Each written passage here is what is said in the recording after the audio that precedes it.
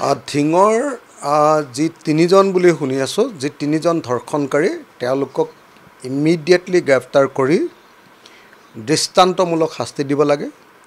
দৃষ্টান্তমূলক শাস্তি মানে হ'ল তেওঁলোকক হয় ফাঁচি দিয়াৰ ব্যৱস্থা কৰিব লাগে, নহ'লে তেওঁলোকক যাৱজ্জীৱন কাৰাদণ্ড। যাৱজ্জীৱন কাৰাদণ্ড মানে 14 বছৰ কাৰাদণ্ড নহয়, মৃত্যু নোহোৱা পৰ্যন্ত জেইলতে মৰা অৱস্থা।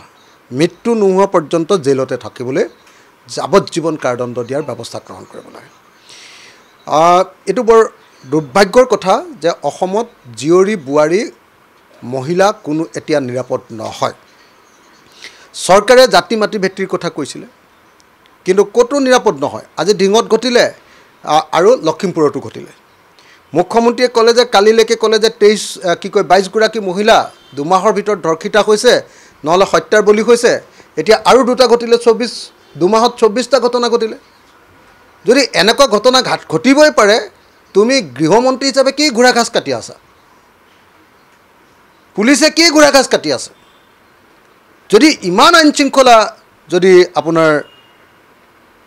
আপোনাৰ অৱনতি ঘটিব পাৰে, গৃহ বিভাগ ব্যৰ্থ হৈছে নে নাই? তোমালোকে যে কৈ থাকা জাতি মাটি ভেটি ৰক্ষা কৰিবলৈ আহিছা, আৰে অসমৰ খিলঞ্জীয়া মহিলাকেইগৰাকীকে তোমালোকে নিৰাপত্তা দিব পৰা নাই। তোমালোকৰ দিনত 2 মাহৰ ভিতৰত 24গৰাকী মহিলা ধৰ্ষিতা বা হত্যাৰ বলি হ'বলগীয়া হয়। এনেকুৱা পৰিস্থিতি দেশৰ অন্য কোনোবা ৰাজ্যত আছে নেকি? সেইকাৰণেতো কালি মই কৈছিলোঁ যে অসমৰ মুখ্যমন্ত্ৰী আৰু গৃহমন্ত্ৰীয়ে পদত্যাগ কৰিব লাগে। পদত্যাগ কৰিব লাগে নে নালাগে কওকচোন? দৈনিক যদি ধৰ্ষণৰ ঘটনা ঘটে, সেইখন ৰাজ্যত পুলিচৰ কিবা কাম আছে নেকি? সেইখন ৰাজ্যত গৃহ বিভাগৰ কিবা কাম আছে নেকি? সেইকাৰণে কৈছোঁ যে চৰকাৰ ব্যৰ্থ হৈছে, গৃহমন্ত্ৰী হিচাপে পদত্যাগ কৰিব লাগে। আৰু ধৰ্ষণকাৰীবিলাকক এনেকুৱা ধৰণে শাস্তি দিব লাগে, দৃষ্টান্তমূলক শাস্তি। দৃষ্টান্তমূলক শাস্তি মানে ফাঁচি দিয়াৰ ব্যৱস্থা। আৰু ফাঁচি দিবৰ কাৰণে যিটো ফাৰ্ষ্ট ট্ৰেক কোৰ্ট 3 মাহৰ ভিতৰতে, ধিঙৰ গোটেই কেছটো 3 মাহৰ ভিতৰতে বিচাৰ হ'ব লাগে। আৰু 3 মাহৰ ভিতৰত ফাৰ্ষ্ট ট্ৰেক আদালতত বিচাৰ কৰি যাৱজ্জীৱন কাৰাদণ্ড, মৃত্যু নোহোৱা পৰ্যন্ত জেইলতে থাকিব লাগিব, নহ'লে ফাঁচি দিয়াৰ ব্যৱস্থা গ্ৰহণ কৰিবৰ কাৰণে আমি চৰকাৰক দাবী উঠাম। যদি 2 মাহত 24গৰাকী নাৰী ধৰ্ষণ আৰু হত্যাৰ বলি হয়, তেতিয়াহ'লে সেই ৰাজ্যখনৰ মুখ্যমন্ত্ৰীয়ে নাৰী সবলীকৰণৰ কথা কোৱাটোৰ কিবা অৰ্থ আছে জানো? য'ত নাৰীক নিৰাপত্তা দিব নোৱাৰে, সেই ৰাজ্যখনত মুখ্যমন্ত্ৰী আৰু গৃহমন্ত্ৰী থকাৰ অৰ্থ ক'ত? য'ত নাৰীক নিৰাপত্তা দিব নোৱাৰে, তাত পুলিচৰ ইমান দপদপনি কিয়? ভাৰতবৰ্ষৰ ভিতৰতে আটাইতকৈ নাৰী আৰু শিশু নিৰ্যাতনত 1 নম্বৰ। এতিয়া মেনিপুলেট কৰিহে নেশ্যনেল ক্ৰাইম ব্যুৰৰ ৰিপৰ্টত অলপ কমাবলৈ চেষ্টা কৰিছে হিমন্ত বিশ্ব শৰ্মাই, নহ'লে নাম্বাৰ 1 অসমতে নাৰীৰ ওপৰত আটাইতকৈ বেছিকৈ অত্যাচাৰ হয়। এইটো দুৰ্ভাগ্যজনক ঘটনা।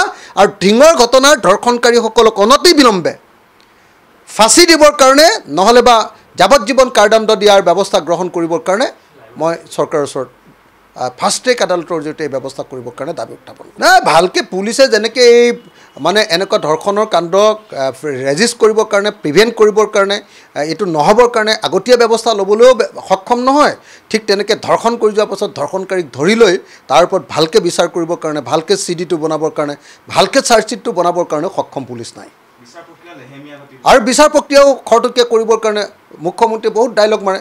মুখ্যমন্ত্ৰীয়ে কয় যে আমুক হৈছে, তাপুচুক হৈছে, এইবিলাক কথা কৈ থাকে।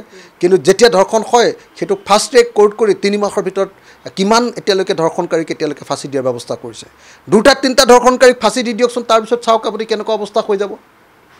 নকৰে, লেধেম কামটো আগ নবঢ়ায়, ভাল CD নিদিয়ে, ভাল আপোনাৰ চাৰ্জশ্বিট নিদিয়ে, ভালকৈ বিচাৰটোৰ কাৰণে এভিডেঞ্চ সংগ্ৰহ নকৰে, ভালকৈ পানী নহৰকা কাৰবাৰে গোটেই কাৰবাৰটো আগবঢ়াই লৈ নাযায়।